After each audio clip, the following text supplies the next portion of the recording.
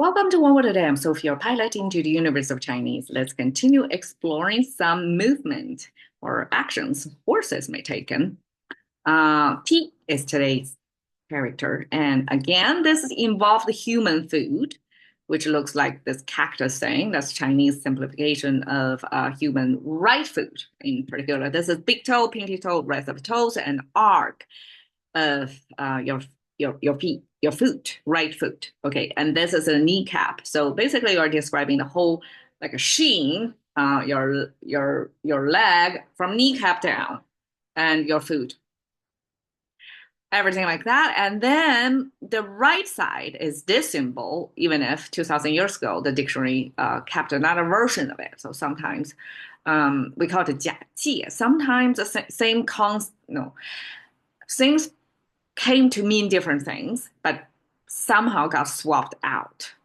So this T, since we inherit this version that involves this character, instead of I guess this is the earlier version or one of the many versions. So this is the surviving version we have now. Okay, T. The mid-history version is you see the same foot symbol, right foot in front of horizon.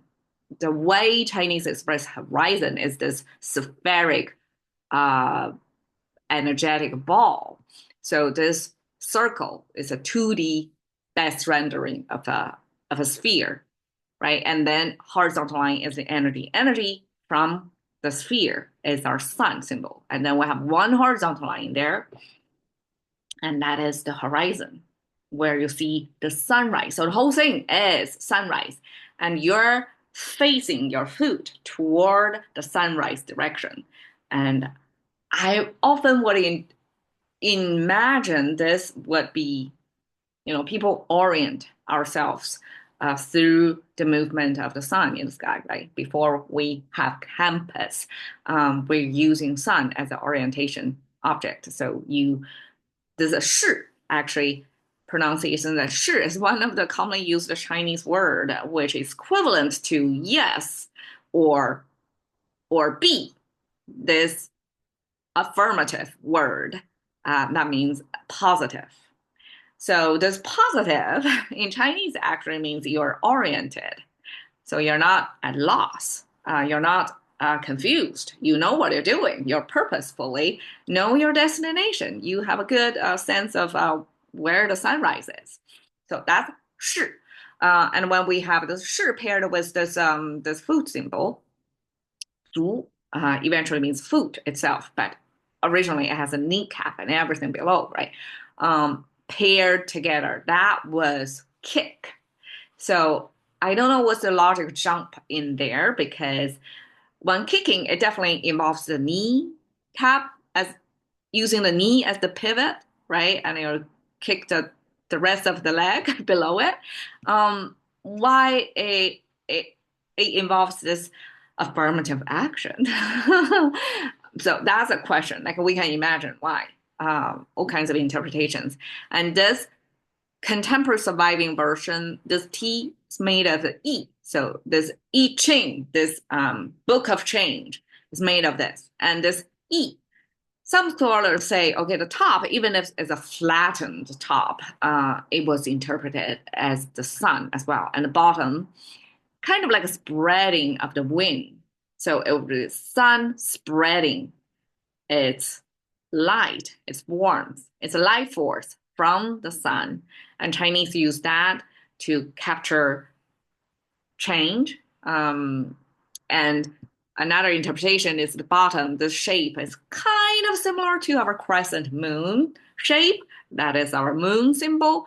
And this was kind of I guess, misappropriate of one icon replaced by another icon kind of situation. So, on the top, we have the sun, at the bottom, we have the moon that symbolize the yin energy and yang energy, and therefore this bipolar switching back oscillation of day and night, yin and yang, and therefore change. Like our world is in this cyclical, forever changing thing. That's one other possibility. So we don't know what happened during the history, but the current version is this sun, either with the wind or with the moon, this E character. And we also have a character if it word that if you pair this with your hand symbol, that means you spread. So I would imagine spreading pair with hand means spread, means you're kind of expand your arms, kind of embracing motion, arm expanding. Versus here, we have pair it with a foot symbol. That means you are expand your legs. So it's almost like um, T is almost give you the leg extension motion in there by having the sun, the wind spread symbol that give you the sense of it's you're actually spreading your leg. You're doing the leg extension because that's I guess the first half of what kick involves. Kick involves two motions: leg extension, leg contraction, or you have to move your knee based on the pivot of the kneecap forward and backward, right? That's a full motion of kick. Without the other, without each other, they cannot exist. So kick involves two motions, but here only captured one half of it. That's your extended spreading from your knee forward. Okay, 踢踏舞. Yesterday talked a little bit about that. So we have 踢 kick, 踏 it's kind of a trample, right?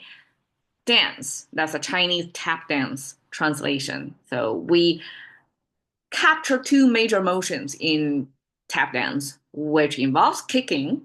They do kick sideways, right? Or kick onto the metal board to make the sound. And they do have tapping, like vertical.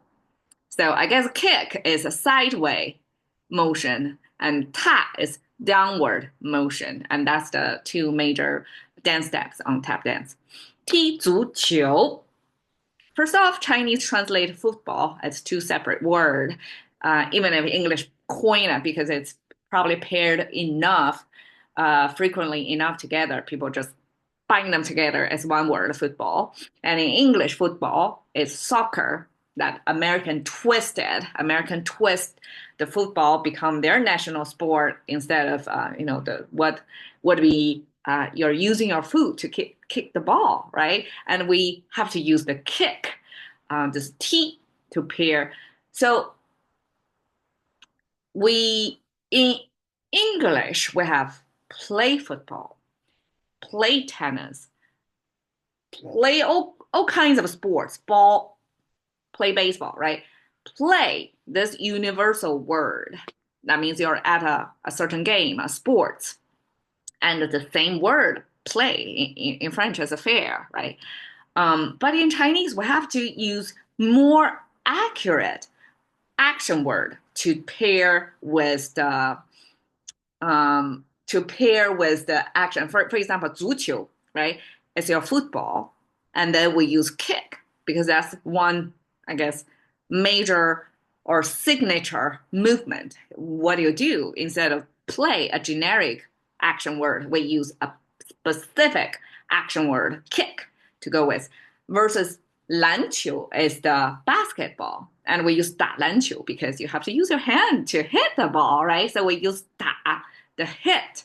And actually, we also have 打棒球, so baseball too. We have to use the hit, which is hand motion. So Chinese differentiate different sports using specific or signature movement to go with it. So 踢足球 in this case is 踢场子. Okay, here we have another 踢, but instead of 足球, a ball, here you're taking a space.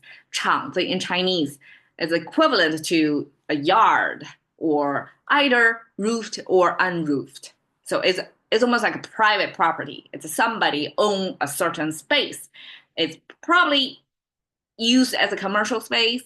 Say you have a studio, martial art studio, and that's often said is a 踢场子 used in that situation. Because imagine different martial art schools back then that they try to prove who is the dominant one, who is the boss, who is the best martial artist, by going to the other studio to kick their 场子, their studio. So 场子 here is equivalent to this uh, owned, operated by a particular entity's space. And the T, this kick, shows kind of this respect or shows this challenge that you want to go to their space to prove that you're better than them. That's T 场, T 场子. Okay, so here we have a kick. We have this signature motion of football, the gate, shooting the gate, critical moment, um, and I guess horses can do that too. So that's why we group it all these action words together. There you go. T. Thank you for your time. See you next time.